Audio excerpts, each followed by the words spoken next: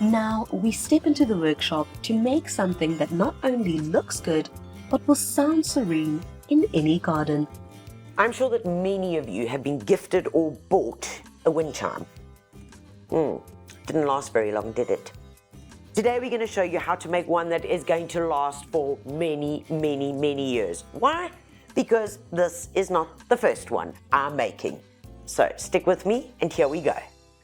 First thing that we're going to need is a piece of laminated Seligna or Meranti, and in my case I have got Meranti.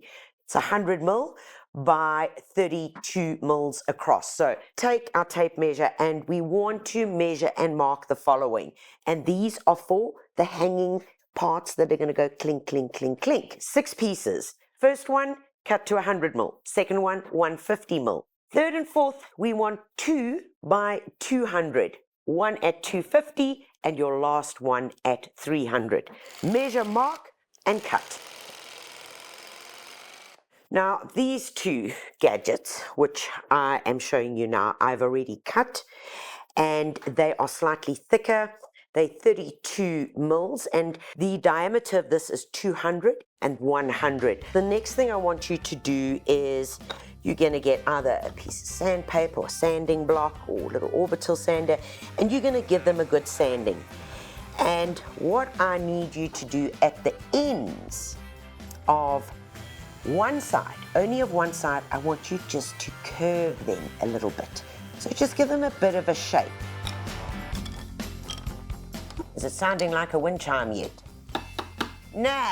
That's because we're not all the way there yet. Next step, so we're going to give all of our 6 pieces a really good dusting with a clean cloth. Once you've done the dusting, I then want you to get a different cloth and apply a cleaning coat of mineral turpentine. That removes any fine dust fragments. And then we're going to apply our first coat of sealer.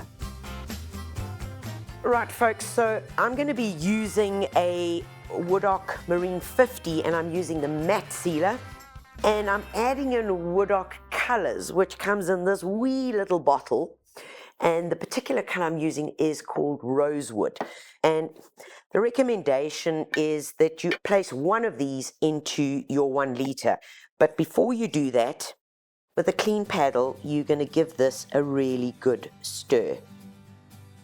Give it a good shake and then pop it in.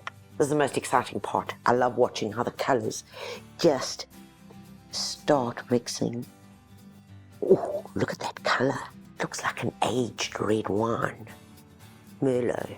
Next thing, on we go with our first coat of sealer. This is probably your most important coat. It is going to really absorb into the wood, which is what we want because we want the maximum protection.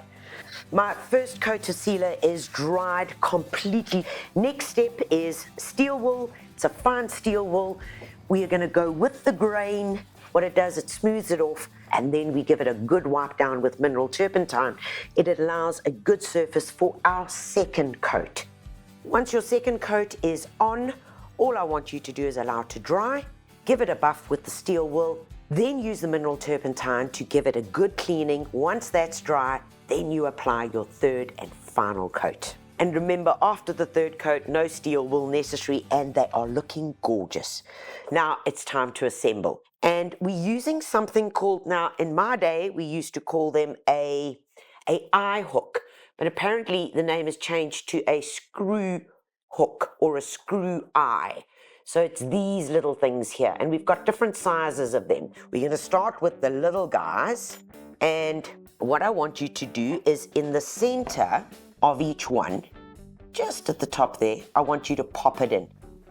Right, next step guys is to take our largest circle piece. Remember this was 200, and we need to find the center point of it. All right, and we can eyeball it for about there, and then let's go across here. Okay, so this big guy is going to go in here. I am going to drill a little pilot hole just to make life a bit easier. And let's pop him in. Next step is the medium eye hook. These pieces of wood are going to hang off these. So we need to get them around here in equal spacings. How do we get that right? Okay, here's a way to do it. Pencil, literally pop it there. There's your mark. That would go over there. To mark this next one, you're going to take the pencil and move it down. Where it meets is where your next one's going to go. So from there, we would then go there and move it down, and that's where our next one goes. And that's the way that we get these spaced apart, equally spaced. Next thing, guys, is on the smaller disc that we've got, find the center point. We've got two of the same size, which is the large eye hooks. The one that went here, one is going to go in here, and the second one is going to go underneath here. Now you might say, well, how am I going to get in the center when that's there? They're going to hit each other and meet. All you do is you just go off center. It's not going to mess with it, but just go off center. So exactly the same. If you need to drill a pilot hole to help get in there, do it, but in there and in there.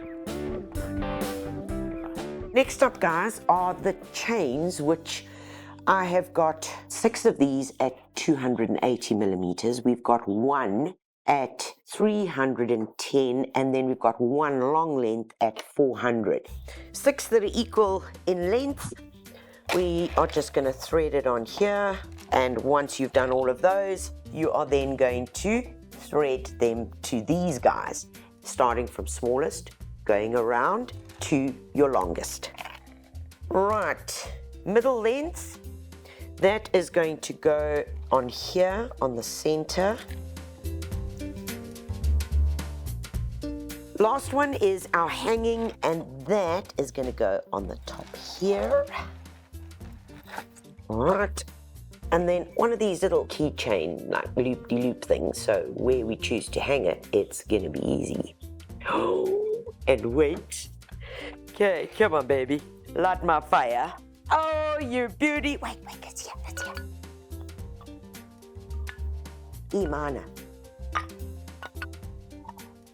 G. Not quite, but I love it. Look at that. Built to last with elegance.